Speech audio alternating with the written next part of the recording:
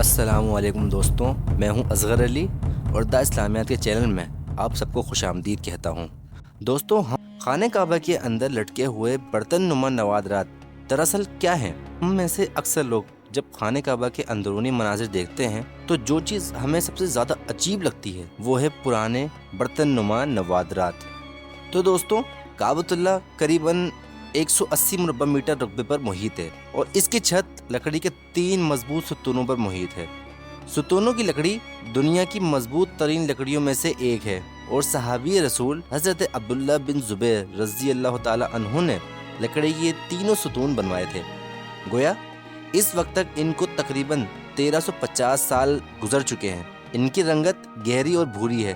لکڑی کی ہر عمودی ستون کا محیط تقریباً 150 سینٹی میٹر اور قطر یعنی چوڑائی 44 سینٹی میٹر ہے۔ ان تینوں ستونوں کے درمیان میں سے پتلی شہتیر نما لٹ آویزہ ہے اور یہ تینوں بیچوں بیچ سے گزرتی ہیں۔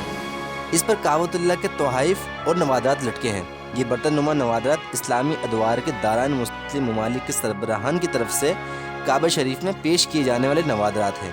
ہو سکتا ہے کہ ان میں سے کچھ نوادرات دور نبوی اور خلفائے راشدین کے ادوار سے بھی تعلق رکھتے ہوں۔ اس کے علاوہ خلافت عثمانیہ کے دور میں پیش کیے جانے والے نوادرات بھی موجود ہیں۔ یہ نوادرات دراصل ممکنہ طور پر 3 اقسام کے ہیں۔ نمبر 1، ایک لیمپ اور فانوس۔ جس زمانے میں بجلی نہیں تھی اس زمانے کے لیمپ یا فانوس کعبے کے اندر روشنی کے لیے لٹکائے جاتے تھے۔ ان میں سونے اور چاندی کے بنے ہوئے قدیم طرز کے فانوس نما لالٹین اور لیمپس وغیرہ شامل ہیں۔ نمبر 2، بخوردان۔ ان میں عود، لبان اور بخورات سلگانے والے برتن یا بخوردان بھی شامل ہیں، جن میں یہ خوشبودار بخورات سلگائے جاتے تھے۔ یہ ایک قدیم روایت ہے۔ کعبۃ اللہ کو آج بھی عود و عنبر اور دیگر قیمتی بخورات کی دھونی دی جاتی ہے اور غلاف کعبہ کو عود و عنبر اور دیگر قیمتی عطرات کے آمیزے سے معطر کیا جاتا ہے۔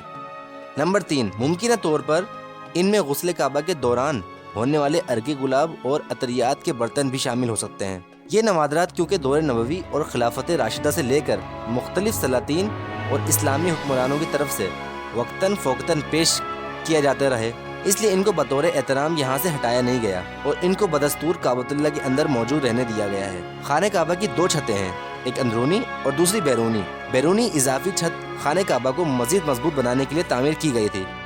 دونوں چھتوں کے درمیان 1 میٹر سے زائد کا فاصلہ رکھا گیا ہے۔ کعبے میں ایک صندوق بھی ہے جس میں مختلف فرما رواؤں کی طرف سے پیش کیے جانے والے کعبہ کی قدیم ہدایہ محفوظ ہے۔ الحرمین شریفین صدارت کے مطابق کعبے کے دائیں جانب اندرونی حصے میں رکن شامی ہے۔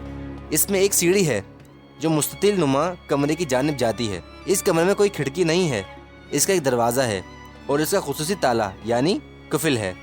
اس کے دروازے پر خوبصورت ریشم کا پردہ لٹکایا ہوا ہے، اس پر سنہرے اور نقرائی رنگ کے کشیدہ کاری ہوئی ہے۔ صدارت کا یہ بھی کہنا ہے کہ کعبے کے اندرونی فرش سنگ مرمر کا ہے، تاہم سنگ مرمر کے دوسرے رنگوں کے ٹکڑے بھی فرش پر لگے ہوئے ہیں۔ کعبے کے اندرونی حصہ خوبصورت سنگ مرمر کے ٹکڑوں سے مزین ہے اور سرخ رنگ کے ریشم کے پردے سے ڈھانپا ہوا ہے۔ اس پر سفید رنگ سے عربی عبارات اور اسماء الحسنی لکھے ہوئے ہیں۔ اسی پردے نے کعبے کی چھت کو بھی ڈھانپ رکھا ہے۔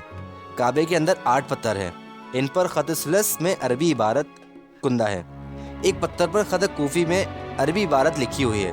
یہ خوبصورت لکھائی 6 صدی ہجری کے بعد کے دور سے تعلق رکھتی ہے۔ دیوار شرقی پر کعبے کے دروازے اور بابۃ اللہ کے درمیان سابق سعودی فرما رواں شاہ فہد بن عبدالعزیز اور آل سعود کی دستاویز ہے جو سنگ مرمر پر کندہ کی گئی ہے۔ اس میں کعبے کی تزئین نو کی تاریخ درج ہے۔ اس طرح کعبے کے اندر عبارتوں میں مشتمل پتھروں کی تعداد 10 ہے اور یہ تمام سفید سنگ مرمر کے ہیں۔ اللہ کریم ہم سب کو اپنے گھر کی زیارت نصیب فرمائے، آمین یا رب العالمین۔